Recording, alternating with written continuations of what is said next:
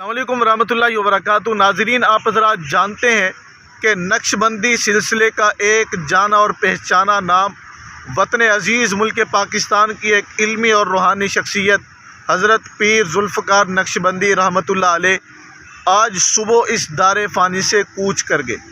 سننے میں یہی آ رہا ہے کہ حضرت کی طبیعت کافی زیادہ خراب تھی، لاہور ہاسپٹل میں وہ ایڈمٹ تھے۔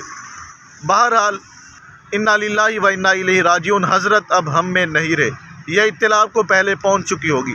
نماز جنازہ کے حوالے سے پہلے یہ خبر آ رہی تھی کہ 11 بجے حضرت کا نماز جنازہ ادا کیا جائے گا، لیکن کچھ وجوہات کی بنا پر ٹائم تبدیل کر دیا گیا۔ ٹائم 2 بجے، کل بروز سوموار 2 بجے حضرت کا نماز جنازہ جھنگ میں ادا کیا جائے گا۔